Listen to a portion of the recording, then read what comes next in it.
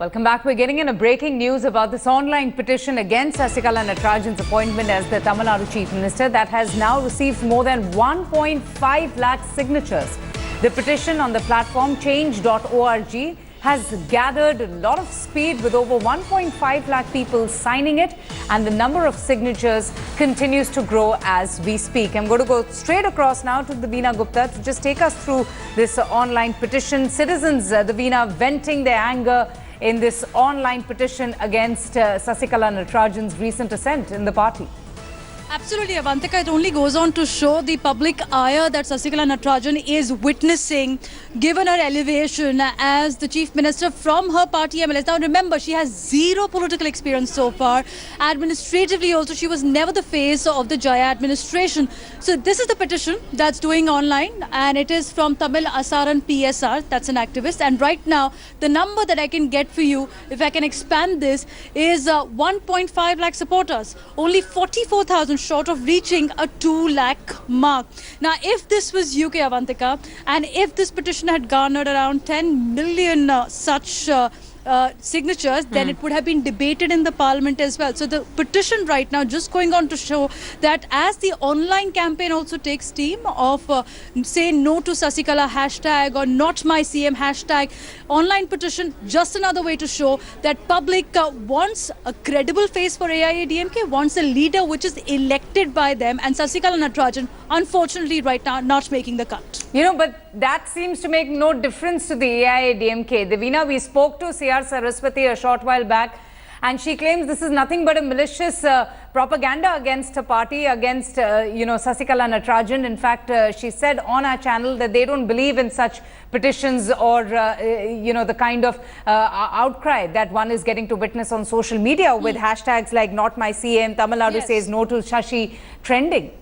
Absolutely, Avantika. Now, where it would matter, of course, is when Sasikala Natarajan decides to contest the bypolls, the kind of victory that's been enjoyed by Jayalalitha in the last election, about 56.8% vote margin, or even MGR post the split with DMK. His first election, he was able to get to over 55% of votes. So, with that victory margin be enjoyed by Sasikala Natarajan, which will stamp her authority over public, remains to be seen. As far as AIADMK is concerned, I want to focus on this portion of the petition, which says either OPS should continue as Chief Minister or the current government to be dissolved and re-election to be conducted. Now, it's very simple that the question that people will be asking is that Opanir Selvam, who's been trusted by Jaya as well to fill in her shoes, why the three-time interim Chief Minister was not allowed to continue. That could have been a dual-power agreement that AIADMK could have also ensured to save time. Of course, AIADMK not seeing a second rung of leadership. There was never a succession plan in place after Jaya who, and that's why Sasikala Natarajan has perhaps found this time opportune to ensure that she tightens the grip over the party, and that's why we would have such kind of statements from AIADMK spokesperson. As far as this petition is concerned, it will be delivered to Pranab Mukherjee, the president. It will be delivered to the governor of Tamil Nadu and Chief Election Commission. And this speaks volumes about the kind of public sentiment we're seeing in Tamil Nadu. Absolutely, Davina. The AIADMK may be unfazed, but as you rightly mentioned, this reflects the exasperation, the resentment among the people of Tamil Nadu against Sasikala Natarajan, doesn't it? Absolutely, and in fact, let me point out to more areas of this petition which can be highlighted. Almost the entire Tamil Nadu public hates Sasikala from becoming their CM. She's not an elected person, and this is a sentiment that we've seen highlighted time and again, even by youngsters like Sophie Ashraf who have come out with a video, even online as well, the campaign that we're seeing. And it's a digital media, which is also a reflection of the public sentiment, where public opinion can be directly conveyed, and this petition being one of such messages that AIADMK must listen to. Absolutely. Let's see if they do listen to those signatures, the voice of the people of Tamil Nadu. Davina, for now, thank you so much for joining us. Even as Sasikala's coronation seems to be looming closer, a chorus of the opposition is rising from within the AIADMK as well. Just days after Opanir Selvam resigned as the Chief Minister, clearing the decks for Chinnamma to be the next Chief Minister of the state, AIADMK leaders like Pandyan and have also come forward questioning Sasikala's authority. Mr. P.H. Pandyan has alleged that Jayalalitha had told him that she feared for her life, and has claimed that he was told by Jayalalitha that she would never allow Sasikala to enter politics. So, do you feel that Sasikala Natarajan, the Jayalalitha wanted Sasikala Natarajan to enter politics and take over the helm of affairs of the AIADMK? The will of Honorable Chief Minister Purochi Thalavi Amma was never to accord any political recognition to Tirumadi V.K. Sasikala, both in the party as well as in the government. And it was on the undertaking given by the temporary General Secretary, the so-called temporary General Secretary, that she would never aspire for any post in the party. And that undertaking was given to late Purochi Thalavi Amma on March 30th, 2012. And she has violated the undertaking. So it was never the wish of Honorable Chief Minister Amma to make her or accord her any recognition both in the party as well as in the government. Sasikala in her speech said that Paneer Selvam was the one who urged her to get into the party activities, both on the General Secretary level and now to take up the Chief Minister throne. What do you have to say about that? Because he was someone who was a trusted aide of Jayalalitha, almost her go-to man. It is for Mr. Paneer Selvam to answer because his name is referred. And also as far as what the Apollo Hospital doctors have said, they've said very clearly there's no conspiracy, there's no foul play, it was sepsis, it was septicemia. Do you buy what they have said? Are you satisfied with the explanation that they gave yesterday? It is for the medical experts to probe into that. It is for the legal experts to probe into that. And ultimately the decision will come and the truth will definitely come out. But do you think that there will be loopholes that will be found if an inquiry is ordered? Witnesses may lie, but circumstances will not lie. Sir, also, you made some very damning statements about what happened the day Jayalalitha was admitted to hospital. Many are questioning what is the source of your information about what happened. You wait and see. You wait and see. See the outcome of inquiries. So does that mean that you have some evidence that you're going to put out? We'll definitely get the evidence from you also and present it there. Sir, also, AIADMK, there's a lot of talk about Sasikala Natarajan, a bit of resentment among the public also. Are we looking at dissent within the party or will everyone toe the line that Sasikala asked them to? The party is always united. We are all AIADMK. Our symbol is 2 leaves and the 1.5 crore cadres are all intact, united. So how will you now take things forward? So you've made it very clear you will not work under Sasikala's leadership, but she's been chosen. You can wait and see. Madam's birthday is on the 24th. You can wait and see. Thank you so much, Mr. Pandian. So that is a rebel leader, rebel AIADMK leader Manoj Pandian speaking to India Today, saying very clearly, wait and watch. February 23rd is the date, 24th is the date. That's Jayalalitha's birthday. And he is saying that he will definitely explain his next move on that date. With camera person Vijay Shekhar, this is Akshita Nandagopal from Chennai for India Today. வஞ்சித்து எங்களுடைய உரிமைகள் எல்லாம் கபளீகரம் செய்து பொதுச் செயலாளராக ஆவதற்கு இன்றைக்கு திருமதி சசிகலா நடராஜன் முற்படுவதை நான் எதிர்க்கிறேன். நான் அதற்காகத்தான் உங்களை சந்திக்க வந்திருக்கின்றேன். In fact, the AIADMK came out with a furious response to the charges leveled by the AIADMK rebel leader. We did get a chance to speak to AIADMK spokesperson C.R. Saraswati. First thing I want to say is he's not a leader of AIADMK. There's only one leader will be there in AIADMK. One Mr. MGR, one Amma. Now he took Chinamma as our leader. We are all cadres. Neither Pandian nor me. We are all cadres. No leaders here. Only one leader party is there. Okay. Another thing, who is member of the AIADMK? Please tell. How do you respond to the charges? Yes, he was with Sasikala, MGR gave him a lot of positions. Amma gave him a lot. Even when Amma was alive, Amma avoided him. She gave him a post. She gave his son a post. His wife got a post. And I'm telling you, if they're real loyal persons to ADMK, they will never talk like this. If they feel that ADMK, we know how many times he came and stood in front of Chinamma. We know how many times he and his son came to the garden, stood in front of Chinamma. We know. Today he's creating a scene. What happened all these years? He doesn't know about Chinamma all these years. Now only he came to know all the truth. He is there for so long years in ADMK. Why all of a sudden he got a brightness in his face and talking all these things? Because I'm telling you, recently our Honorable Chinamma gave a lot of postings to our main people in ADMK, former minister and everything. We didn't call this man because Amma avoided him. 2 days before we got a list from our party head office. A lot of people got an important key post in our party. You people must have seen that. Mr. Sengote and Mrs. Gogula Indra, more than 20 people got an important post in our party. We didn't call him because Amma avoided him. Amma never wants to see him at all. That's why he's angry, not because he never got any post. He's talking, we are not bothered about these people, ma. He's not a leader of ADMK. He's not a founder of ADMK. He's just one among us, that's all. But what I'm telling you is we want to keep our Amma's post. Amma said in assembly after me also. No, but would you say that? Would you say that about everyone who's coming out, ma'am? Ma'am, would you say that about everyone who's coming out and questioning Sasikala Natarajan's assent? He's a male. Why is not allowing another female to come? Why male domination again? We want another female to be a chief minister. Why these people are opposing? I'm going to go straight across now to editor India Today, Shiv Arur first. Shiv, if according to C.R. Saraswati, Jayalalitha kept ignoring Mr. Pandyan, then by that logic, she even ensured that Sasikala Natarajan be kept out of politics. That means the AIADMK is clearly contradicting what the party has stood for all these years, isn't it? Major contradiction. You're absolutely right, Avantika. Under no impression, under no circumstances did Jayalalitha create a clear succession line or define or articulate what the role of Sasikala or O. Pannirselvam would be after her demise. I don't think she expected, to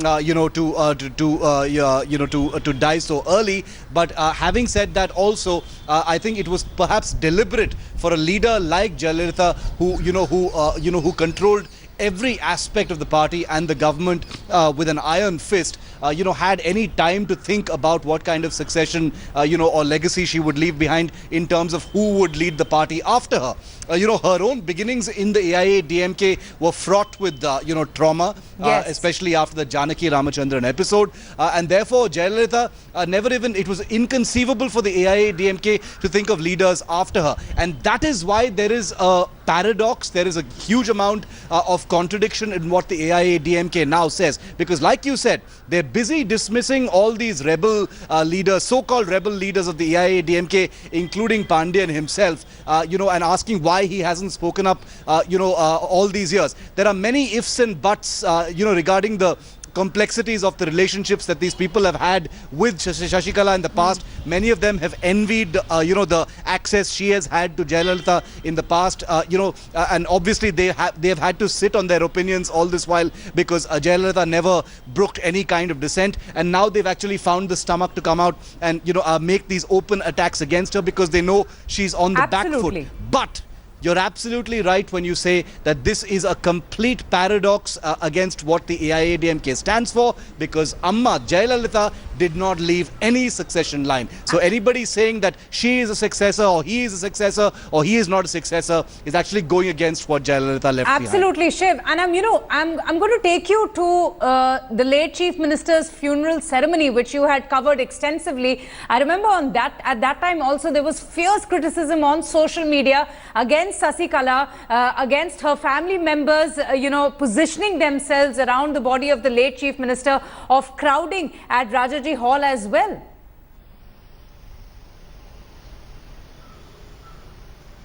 You're absolutely right. There was outrage, there was shock. There was a measure of disgust among the public that a woman who had stood, accused along with Jayalalitha in that infamous disproportionate assets case, even though she did get a clean sheet from the Karnataka High Court, was standing there and practically flaunting the family that she was forced to estrange herself from when Jayalalitha was alive. Exactly. So it was almost like just hours after Amma's demise, here was Sasikala being the most brazen kind of a person she could be by bringing her family back and not just flaunting them, but putting them right there on the most visible and powerful stage. The husband, M. Natarajan, was there. Her two nephews were there right when Prime Minister Modi was on stage with them.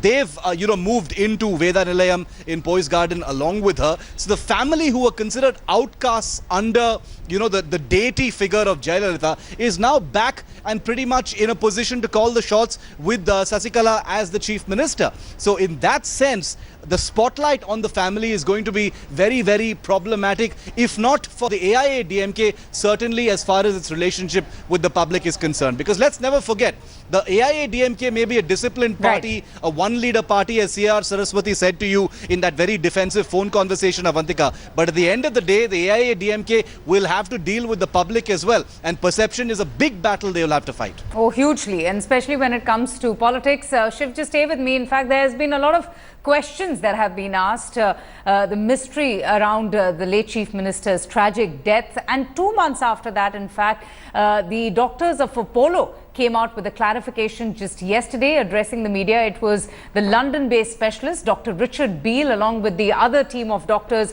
who were treating the late Chief Minister, who did their best to try and dispel those rumors and also to end all the conspiracy theories surrounding the death of the late Chief Minister, Jayalalitha. When she came into hospital with sepsis, infection as we've discussed, then for a period of time she was treated with non-invasive ventilation. That's ventilation via mask to the face, and her initial condition improved somewhat, and she was certainly conscious and responding. I will translate each line. Okay. And then, unfortunately, as the sepsis progressed and she got more tired, it was necessary for her to go on a ventilator fully, at which point she was asleep. And then later in the course, as she improved, she once more was awake and fully interactive. It is absolutely not normal practice to photograph people who are critically ill in hospital, or any patient for that matter, and publish that sort of private and detailed information about someone. It would be regarded, is regarded as an intrusion on their confidentiality and their dignity. And where I practice in London, it would absolutely never be the case that we would allow photography of any critically ill patient and publish their photograph unless they specifically wanted that to happen. That was Dr. Richard Beale yesterday doing his very best to dispel rumors surrounding the late Chief Minister Jayalalitha's death. I'm going to go straight across now to Akshata Nandgopal, who's also been getting us so many reactions and closely tracking the fast-paced, rapid political developments, Akshata. I mean, the simmering anger is quite obvious. We were just talking about that online petition which has received more than 1.5 lakh signatures already against Sasikala Natarajan's assent.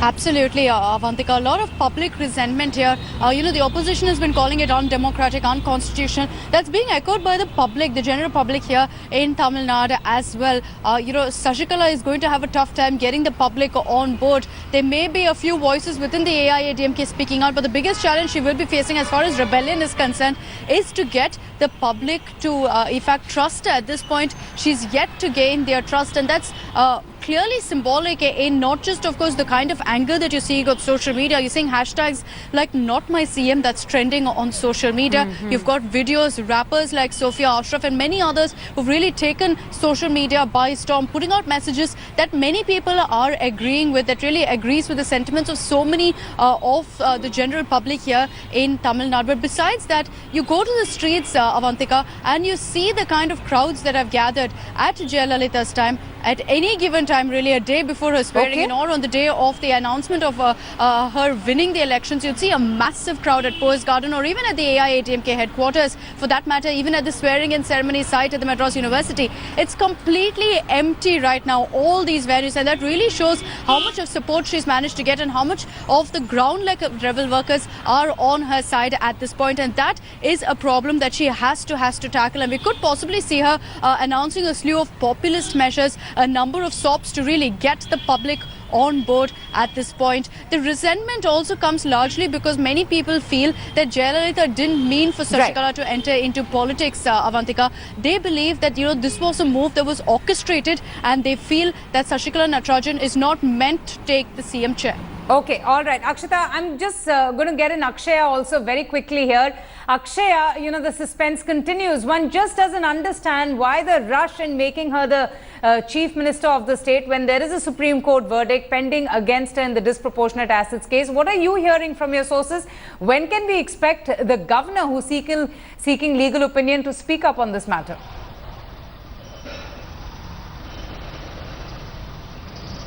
Well, Avantika, as far as the sources go, they're telling us that there will be an announcement only after the DA case is announced by the Supreme Court. So it is said that governor will be coming to Chennai only after the DA case is announcement, because that is a time when they can actually fix a time saying that this will be the CM for the state, because uncertainty is something that has been looming for a long time. Yes. We've seen a former chief minister passing away, and then overnight we've seen a chief minister swearing in, and now without any reason he has been moved out also. And as P.H. Pandian was pointing out today, he was saying that two important points that we have to note there, Avantika. One is about how he said temporary general secretary, and he was talking about Sasikala as a temporary general secretary. And secondly, the point that he was talking about was how she was forcefully being made to come in forefront.